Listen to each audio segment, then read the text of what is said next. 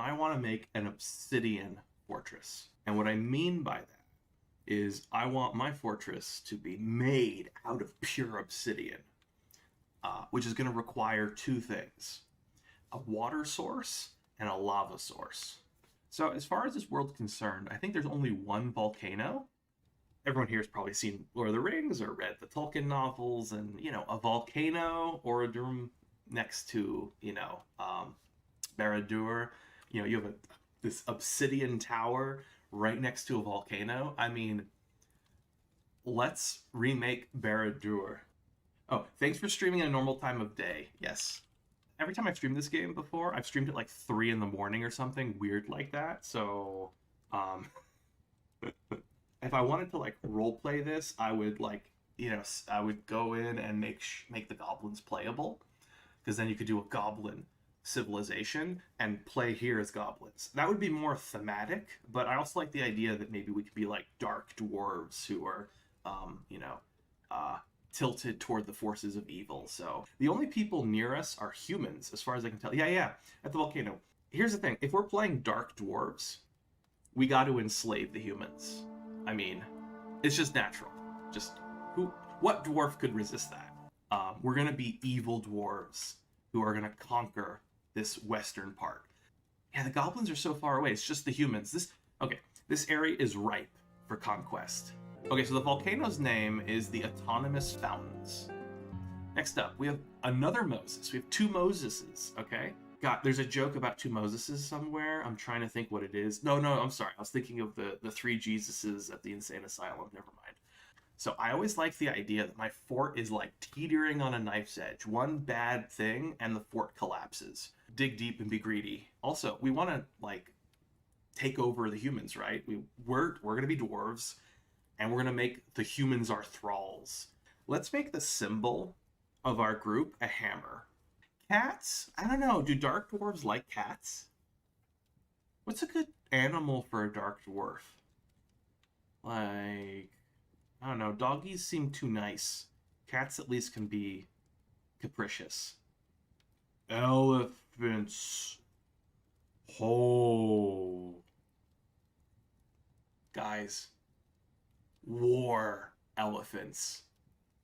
Dark dwarves riding war elephants. Okay, we gotta make this work. But can you imagine the terror that our human thralls will feel when they see a dwarf riding his magnificent war elephant into battle? No sweet paws, no rock nuts. Dimple cups, our dwarves don't need dye.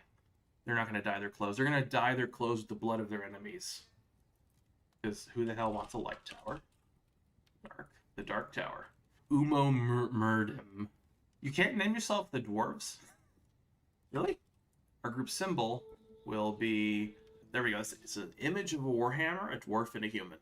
The dwarf is raising the warhammer. The dwarf is striking down the human. That's excellent. So humans, they need to know their place.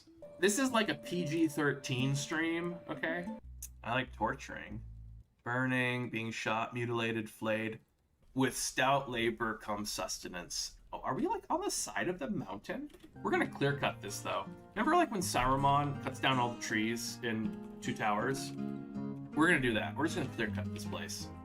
If I didn't need the wood, I would breach the volcano and then burn all the trees down. I don't want to see no stinking trees.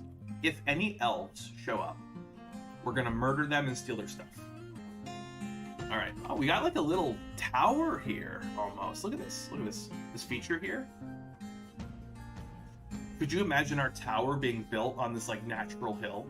Here's our volcano. Look at all that beautiful lava. If I understand correctly, volcanoes go like all the way down to the magma sea. Do we not have a wagon? Oh, what? Do we get the wood at least? If we don't have 13 wood, I'm gonna be very upset. Dude, we got cheated. All right. RP purposes.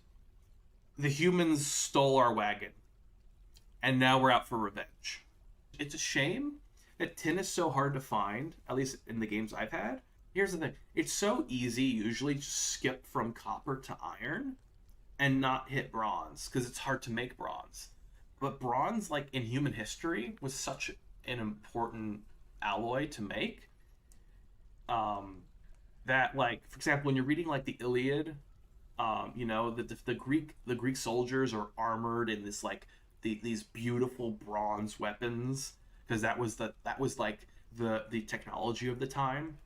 That was what the craftsmanship was put into, was making beautiful bronze. So it's like I it's a shame that Dwarf Fortress right now it's hard to focus on bronze. It's so easy to just jump to iron and then steel. There's a wombat and a porcupine. But like for the most part, I can't have like a roving band of war porcupines, which would be super cool. Usually in the beginning fortress, you want to have some basic rooms to start, but I also don't want to make ugly rooms when I really want this to be like a palace area, just full of misery and dwarven greed, and I want the rooms to look fancy. You know how Mount Doom has like this like gated entrance to it, where presumably Sauron forged the ring. This is gonna be kind of like that location. You know, the funny thing is we're at elevation like 110 or some shit, so we are so friggin' high up. Like, oh my god. Happiness is not a priority here. We have other goals in mind. Oh, this is great. I think marble's a flux stone, right? So we can immediately make steel. All right, so my dream of bronze soldiers is out the window, right? Because we're going to get iron immediately, and now we have marble. I'm still miffed that we didn't get our wagon. Like, seriously, no wagon?